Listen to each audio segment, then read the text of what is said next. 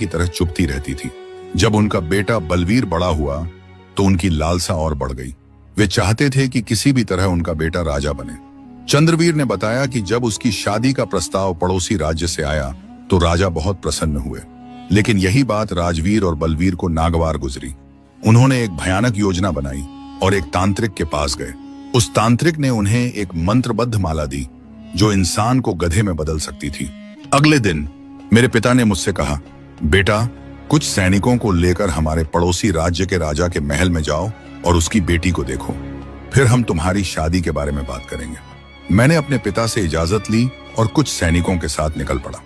रास्ते में मेरे चाचा और उनका बेटा बलवीर हमें सड़क पर मिले और सैनिकों से कहा कि राजा ने उन सबको वापस बुलाया है और वे खुद राजकुमार के साथ जाएंगे।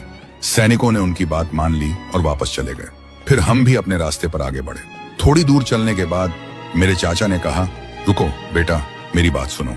हम रुक गए और फिर मेरे चाचा ने कहा, बेटा, तुम अपनी होने वाली पत्नी को देखने जा रहे हो, इसीलिए यह माला पहन लो। यह माला पहनने के बाद तुम और भी सुंदर लगोगे। मैं उनकी चाल समझ नहीं पाया।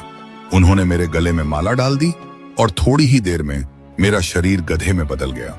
यह देखकर मेरे चाचा बहुत खुश हुए और महल लौटकर मेरे पिता को बताया कि राजकुमार का घोड़ा एक पहाड़ी से फिसलकर गहरी खाई में गिर गया है और राजकुमार अब जिंदा नहीं है। अगले दिन जब मैं महल के गेट पर पहुंचा तो पहरेदारों ने मुझे अंदर नहीं जाने दिया और मुझे भगा दिया, लेकिन मेरे चाचा ने मुझे पहचान लिया और एक पहरेदार से कहा कि इस गधे को दूर के जंगल में ले जाओ ताकि यह वापस यहाँ ना आ सके। लेकिन वह पहरेदार मेरे बारे में सब कुछ जानता था, लेकिन वह हमेशा मेरे चाचा का साथ देता था। पहरेदार मुझे वहां से ले गया, लेकिन वह पहरेदार लालची था। वह मुझे जंगल में नहीं ले गया। उसने मुझे तुम्हारे पिता को दे दिया और उनसे कुछ पैसे ले लिए, और उस पहरेदार ने तुम्हारे पिता से कहा कि यह माला इसके गले से कभी नहीं हटानी चाहिए। अगर तुम यह माला हटाओगे तो यह भाग जाएगा और तुम्हें छोड़कर चला जाएगा, और तब से मैं तुम्हारे घर में रह रहा हूं। उसने बताया कि जयप्रकाश ने उसे कभी जानवर नहीं समझा, बल्कि हमेशा इंसान की तरह सम्मान दिया। यही कारण था कि वह अब तक सब कुछ सहता रहा। यह सब सुनकर रीना की आंखों से आंसू बहने लगे।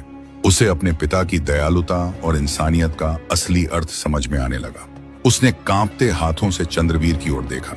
चंद्रवीर ने उससे विनती की कि वह उसके गले से माला उतार दे। रीना के मन में डर था। उसे लगा कि अगर माला हटते ही वह उसे छोड़कर चला गया तो वह फिर अकेली रह जाएगी। उसने हिम्मत जुटाई और धीरे से माला उतार दी। जैसे ही माला उसके गले से अलग हुई, आंगन में एक अजीब सी कंपन फैल गई। ऐसा लगा मानो हवा ने भी अपनी गति रोक ली हो। मिट्टी की जमीन पर खड़ा वह गधा एक क्षण के लिए पूरी तरह स्थिर हो गया। उसकी सांसें तेज होने लगी, शरीर